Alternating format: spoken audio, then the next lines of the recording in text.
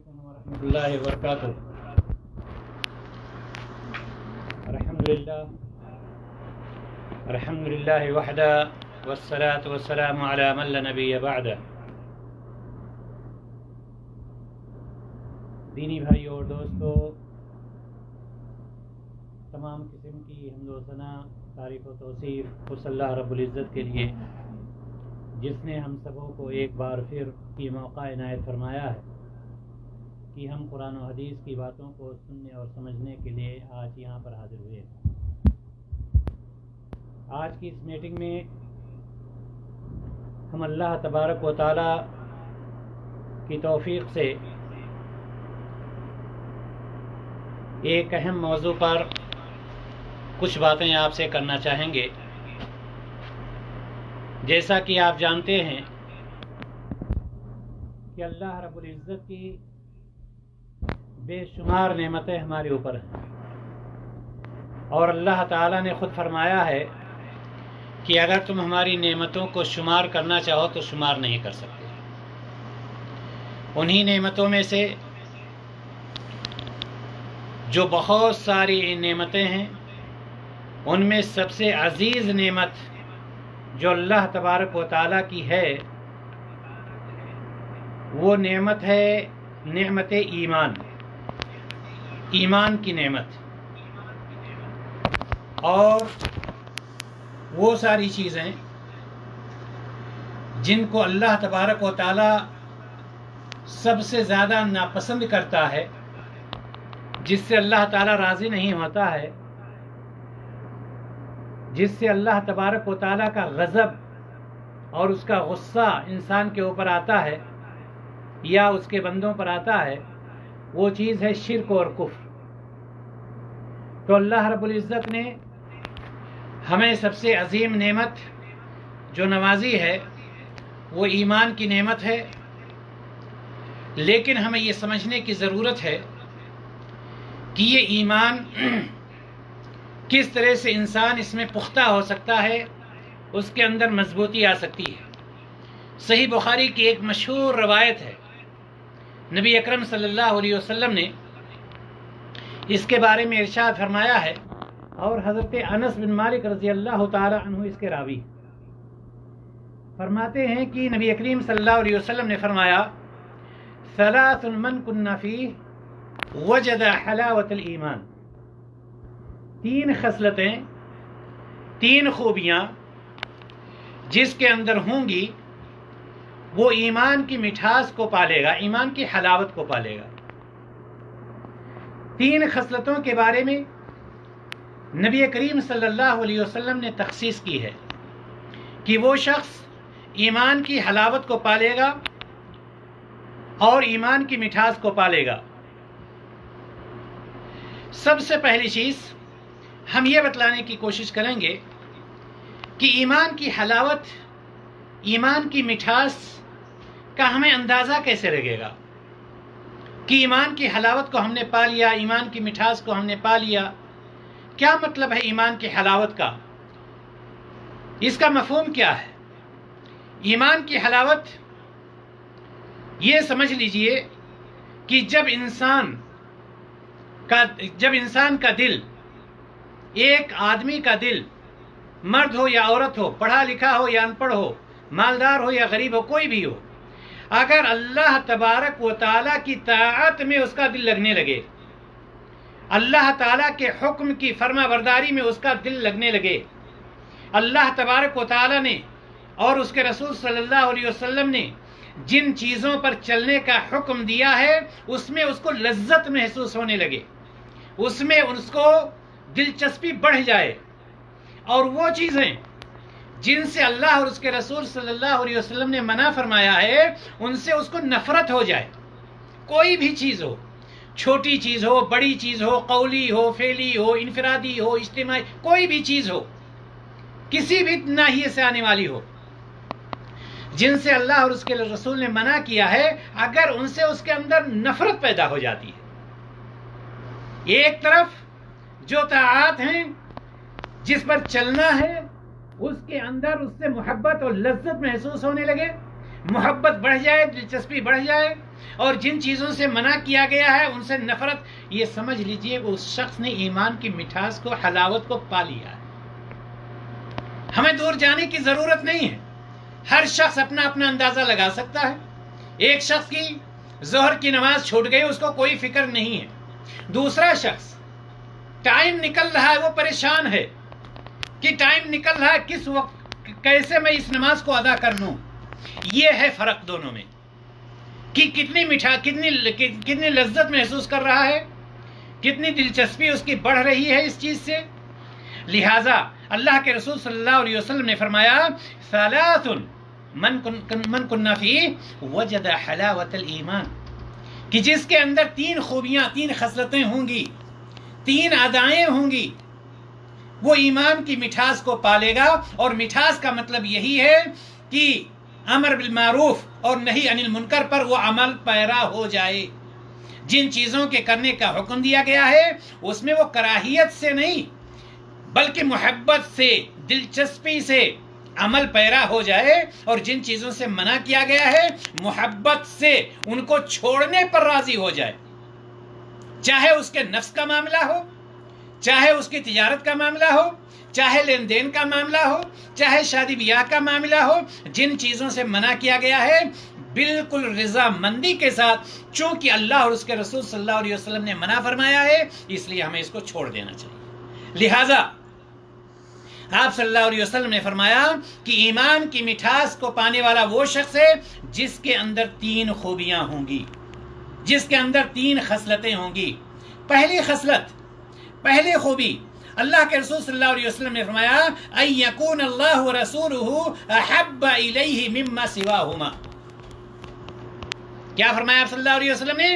ان یکون اللہ ورسولہ احب الیہ مما سواہما، اللہ اور اس کے رسول صلی اللہ علیہ وسلم اس شخص کے نزدیک ساری چیزوں سے زیادہ محبوب ہو جائیں، ساری چیزوں سے زیادہ محبت کس سے ہو جائے اس شخص کی؟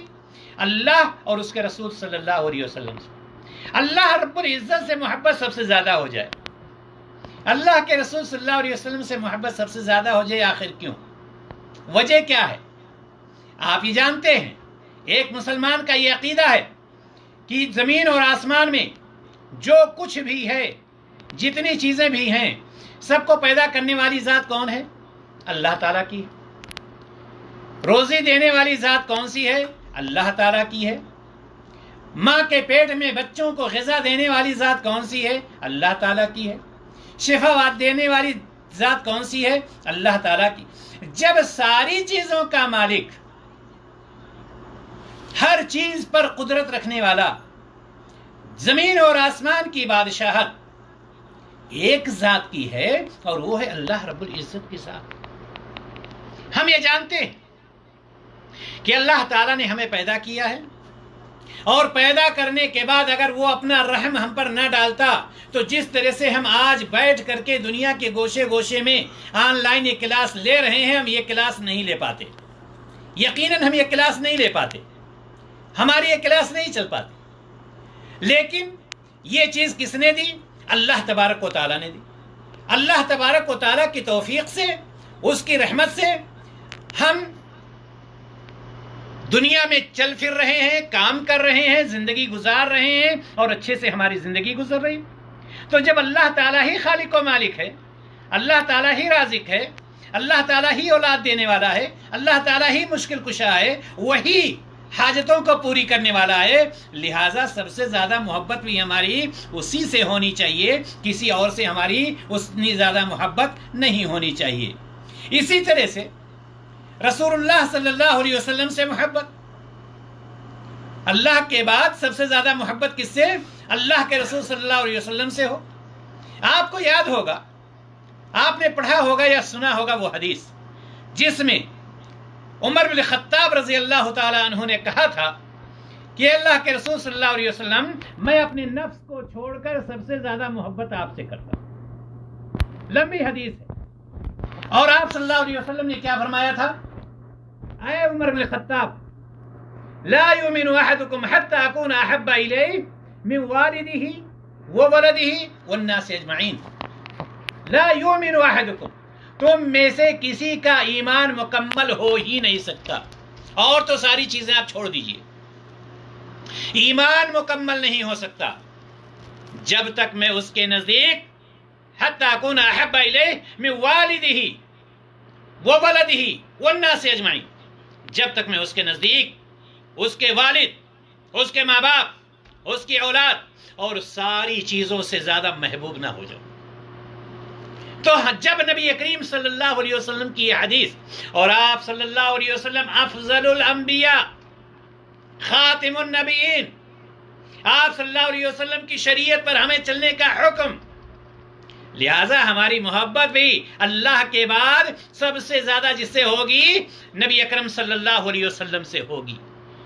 تو آپ صلی اللہ علیہ وسلم نے یہ فرمایا، پہلی خصلت، پہلی خوبی، ان یکون اللہ ورسولہ احب الیہ مما سواہما، کہ اس بندہ کے نزدیک اللہ اور اس کے رسول صلی اللہ علیہ وسلم سب سے زیادہ محبوب ہوں، یعنی ہمارا یہ عقیدہ بن جائے، ہمارے ذہن اور دماغ میں یہ بات آ جائے، ہمارے دل میں یہ بات آ جائے کہ اللہ کی محبت پر، رسول اللہ صلی اللہ علیہ وسلم کی محبت پر کسی کی محبت غالب ہو ہی نہیں سکتی۔ یہ خوبی ہونی چاہیے، یہ خصلت ہونی چاہیے۔ اگر ہم چاہتے ہیں کہ ہم ایمان کی مٹھاس کو پالیں، اگر ہم چاہتے ہیں ایمان کی حلاوت کو پالیں، تو سب سے پہلے یہ خوبی، اور اس خوبی کو اپنانے کا مطلب کیا ہے؟ اپنانے کا مطلب یہ ہے کہ آپ یہ عقیدہ رکھتے ہیں کہ ہمارا خالق اور رازق اللہ ہے، اس کے علاوہ کوئی نہیں۔ آپ یہ عقیدہ رکھتے ہیں کہ ہماری ساری عبادتیں اللہ تعالیٰ کے لیے خاص ہیں۔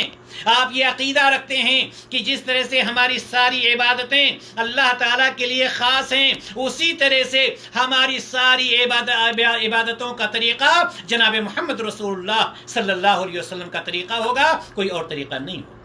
یہ ہے ان ساری چیزوں کا مطلب، یہ ہے محبت۔ صرف یہ کہہ دینا کہ میں اللہ اور اس کے رسول سے محبت کرتا ہوں، اور جب کوئی معاملہ آئے ہم اپنے حساب سے کریں، اس کو محبت نہیں کہتے۔ محبت کا مطلب یہ ہوتا ہے کہ جس سے آپ محبت کر رہے ہیں، جس سے آپ محبت کر رہے ہیں، جس چیز کا وہ حکم دے رہا ہے، سر تسلیم خم، اس پر ہم کرنے، اس کو ہم کرنے کے لیے، اس پر ہم چلنے کے لیے تیار ہیں۔ یہ ہے محبت کا مطلب۔ اسلامی بھائی اور دوستو، مٹھاس کی بات چل رہی تھی، ایمان کی مٹھاس کی بات چل رہی تھی۔ ایمان کی مٹھاس، اگر ہمیں جاننا ہے کہ ایمان کی مٹھاس ہے کیا، اگر ہم یہ جاننا چاہتے ہیں تو ہمیں تھوڑا سا پیچھے جانا پڑے گا تاریخ کی طرف۔ آ جائیے حضرت بلال رضی اللہ تعالیٰ عنہ کے ایمان کو دیکھ لیتے ہیں۔ اور آپ امیہ بن خلف، مکہ کی سرزمین، امیہ بن خلف جب حضرت بلال رضی اللہ تعالی عنہ اپنے ایمان کا اظہار کرتے اور یہ بتلاتے کہ میں نبی کریم صلی اللہ علیہ وسلم کو نبی مانتا ہوں، نبی کے اللہ پر میں ایمان لاتا ہوں، امیہ بن خلف حضرت بلال رضی اللہ تعالی عنہ کو چل چلاتی ہوئی دھوپ میں لٹا دیتا تھا، اور یہ تلاشا جاتا تھا کہ سب سے زیادہ گرم اور وزنی پتھر کون سا ہے۔ حضرت بلال رضی اللہ تعالی عنہ کے سینے مبارک پر وہ گرم اور کھولتا ہوا پتھر، گرم پتھر ان کے سینے پر رکھ دیا جاتا، اور امیہ بن خلف پوچھتا تھا، بول تمہارا رب کون ہے؟ امیہ بن خلف کی حضرت بلال رضی اللہ تعالی عنہ کی زبان مبارک سے ایک ہی لفظ نکلتا تھا، احد احد، میرا رب وہی ہے جو نبی کریم صلی اللہ علیہ وسلم کا رب ہے۔ یہ ہے ایمان کی مٹھاس۔ یہ کیوں نہیں چھوڑ پا رہے تھے اسلام کو؟ یہ ساری تکلیفیں کیوں برداشت کر رہے تھے؟ چونکہ انہوں نے اسلام کو جان لیا تھا، ایمان کی مٹھاس کو پا لیا تھا، اور کفر کی کڑواہٹ سے وہ نفرت کر رہے تھے، شرک کی کڑواہٹ سے وہ نفرت کر رہے تھے، جس کی وجہ سے اتنے امیہ بن خلف جب مارتے مارتے تھک جاتا، ایک طرف سینے پر پتھر رکھا ہوا، چل چلاتی ہوئی دھوپ ہے، امیہ بن خلف مارتے مارتے تھک جاتا، دوسرے لوگوں کو باری لگا کر کے مارتے تھے، لیکن زبان سے صرف ایک ہی لفظ نکلتا تھا، احد احد، ایک اللہ ہے۔ کیوں؟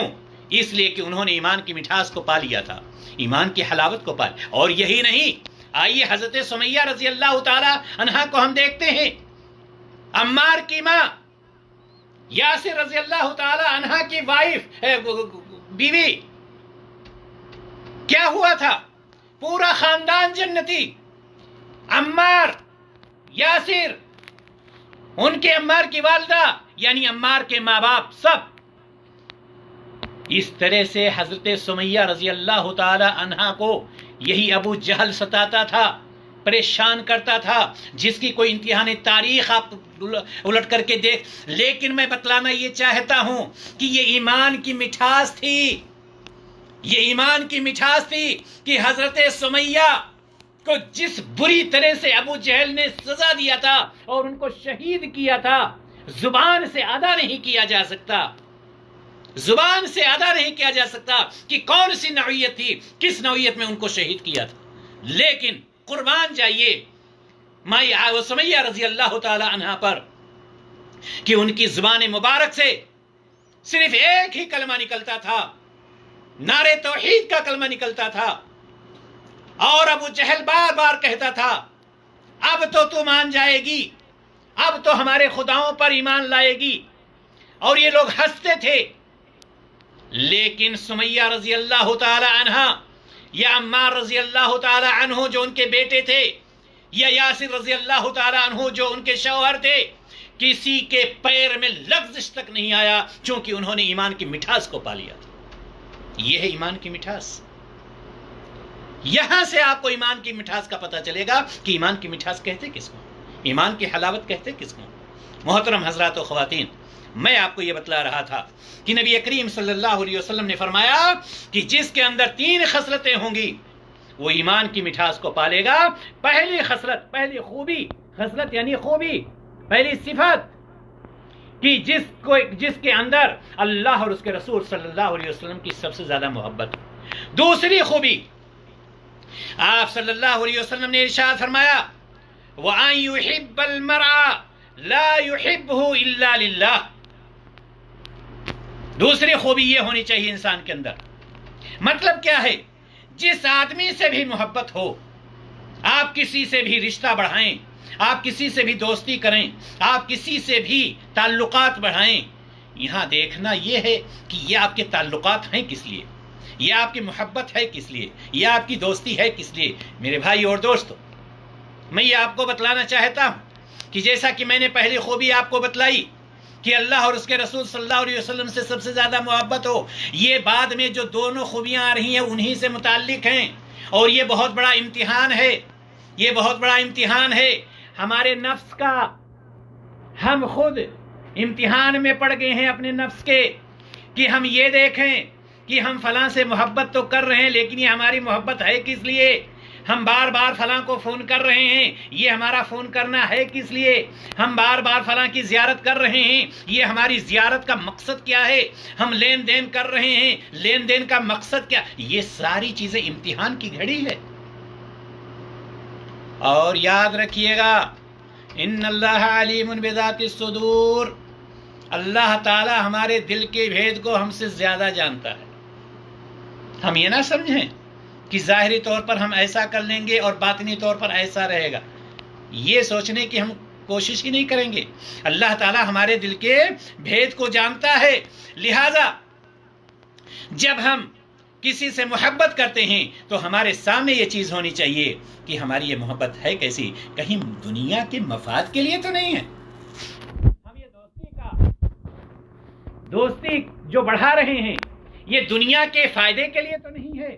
اگر دنیا کے فائدے کے لیے ہے تو کوئی فائدہ نہیں، کوئی حاصل نہیں۔ لہذا اللہ کے رسول صلی اللہ علیہ وسلم نے فرما دیا یہ دوسری خوبی ہے کہ اگر آپ کسی سے محبت کریں تو وہ محبت بھی اللہ ہی کے لیے ہو، اور اگر کسی سے نفرت بھی کریں تو نفرت بھی اللہ ہی کے لیے۔